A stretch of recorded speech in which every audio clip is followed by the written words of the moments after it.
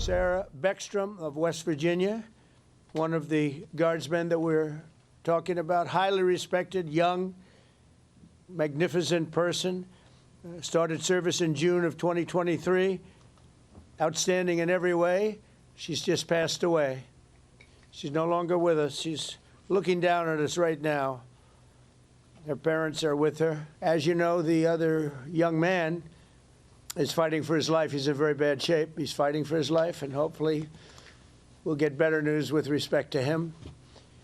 And the monster that did this is also in serious condition.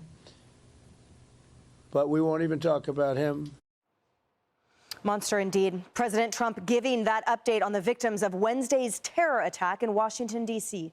Army Specialist Sarah Beckstrom's family mourning her death, while Air Force Staff Sergeant Andrew Wolfe's family continues to pray for his recovery. Hello, everyone. This is Outnumbered. I'm Emily Compagno, and joining us today, Julie Banderas, Fox News and Fox News Noticias anchor, Carly Shimkus, Fox and Friends First co-host, Kaylee McGee-White, Fox News contributor, and Joe Concha, Fox News contributor. Now, the two National Guardsmen were ambushed while on patrol near the White House. And we have to warn our viewers, the video that you are about to see that is immediately from after the attack is graphic. You can see bystanders rushing to perform CPR on Beckstrom and Wolfe after that gunman allegedly drove across the country and then laid in wait for hours before opening fire. Beckstrom died from her injuries last night. The DOJ reporting she had volunteered to work that holiday shift so that others could spend time with their families. She was 20 years old. Wolfe is still in critical condition, fighting for his life. He is 24. The Justice Department says it is seeking a number of charges against the suspect, now including first-degree murder. Here's U.S. Attorney for Washington, D.C., Jeanine Pirro. She ended up being shot ambush-style on the cold streets of Washington, D.C. By an individual who will now be charged with murder in the first degree. What happened at that crime is unmistakable. It is a premeditated murder. There was an ambush with a gun toward people who didn't know it was coming. And that is the homicide. As a prosecutor, my job is to prove what happened at that scene. And make no mistake, we will do that. President Trump was asked about the suspect's family, who also live in the United States. Here's what he said. The suspect does have a wife and 5 children who live in Washington. Do you plan to deport them? The suspect has? The suspect? Well, we're looking at that right now. We're looking at the whole situation with family. It's a tragic situation. When it comes to asylum, when they're flown in, it's very hard to get them out. No matter how you want to do it, it's very hard to get them out. But we're going to be getting them all out now.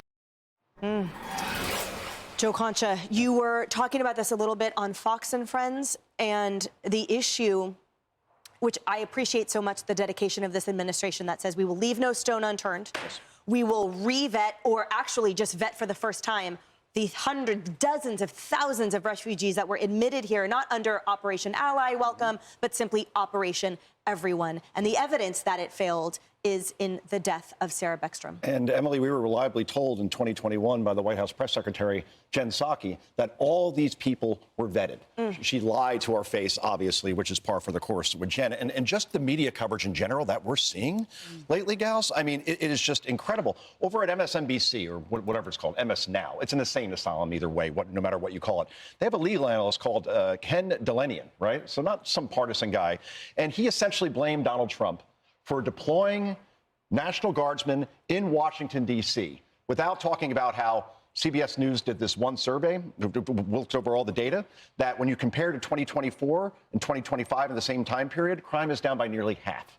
That includes murders, that includes carjacking. So think of the countless lives that this deployment ended up saving here. Yet Democrats now, we see them on social media, like Jasmine Crockett or Tim Walz or AOC, saying, boy, they're heartbroken by what they're seeing here. I'm sorry. Crockett called federal assets like the National Guardsmen, slave patrols, called them that one day before this shooting took place. AOC has called them the secret police. Tim Walz has called them the Gestapo. You use rhetoric like this, it's going to trigger a maniac to do something like this. And Democrats have blood in their hands, let's face it. Yeah, and Julie, sitting senators weighing in, too, with that same vile language.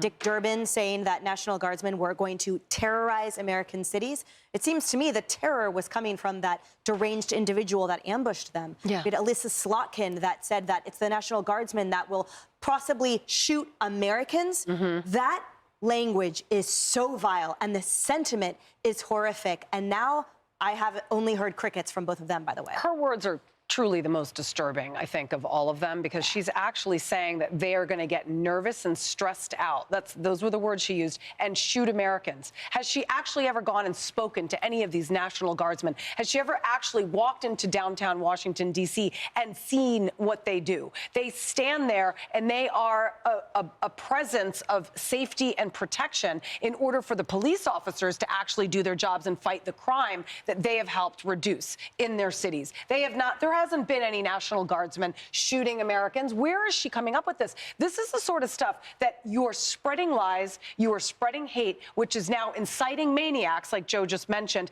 This should be punishable. I mean, because you're spreading hate speech, essentially, against a certain group of people, law enforcement. Are you kidding me? And there's no charges? You should be brought up on charges. I quite frankly think it should be illegal.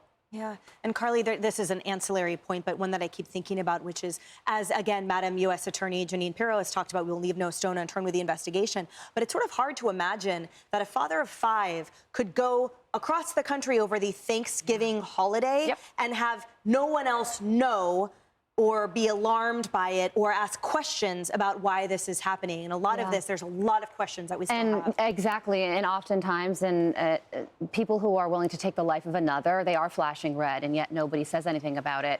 And while we don't know the motive of this individual or why this happened, I think an appropriate place to put our focus right now is on the victims themselves. And, you think about Sarah's father saying on social media, my baby girl has gone to glory, baby girl. I mean, it just hits you so much with the obvious grief that this family is feeling, and thinking about just how young she was, 20 years old, which means that she was either 15 or 16 years old during the withdrawal from Afghanistan that brought this suspect to the United States, which led to her untimely death. And this is a tragedy on so many different levels, but one of them is the fact that this suspect didn't cross the border. He was brought into the United States by the federal government and given the same rights and protections that we all have. And there are so many questions about the motive here and how you can go from working with the U.S. government, fighting against the Taliban, to coming to this country and turning into the type of terrorist that you were fighting against when you were in your home country. And I think that's the reflexive reaction of the Trump administration right now, pausing certain immigration,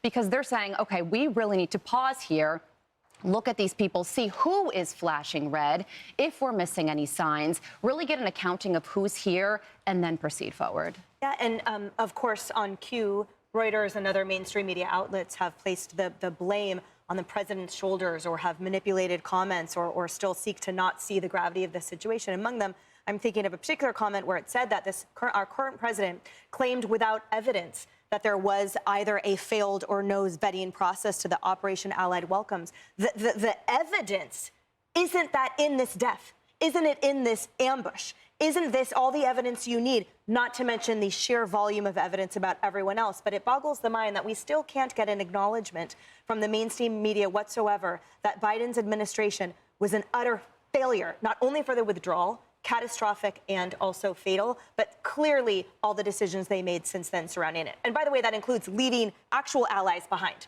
We clearly let in a whole host of people that shouldn't be here, and left behind, still to this day, people that should be here. Yeah, and they'll say anything to defend failed migration policies, because that's exactly what happened here.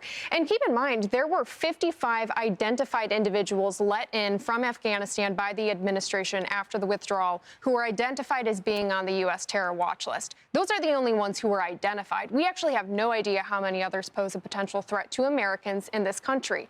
And look, the debate over legal immigration that this is really triggering is so important, because we are essentially empathizing our way into a national crisis, and American citizens are paying the cost. This young woman lost her life because our government failed in its primary obligation, which is to protect and serve American citizens first.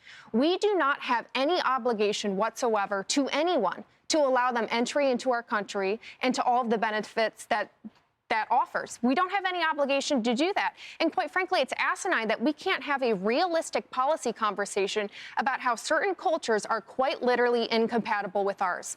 It should be okay to say that. And more importantly, it should be okay to base our immigration policy on that. So I'm glad that President Trump is taking some steps in that direction, because it is a long time coming. Indeed. Hey everyone, I'm Emily Campagno. Catch me and my co-hosts Harris Faulkner and Kaylee McEnany on Outnumbered every weekday at 12 p.m. Eastern, or set your DVR. Also, don't forget to subscribe to the Fox News YouTube page for daily highlights.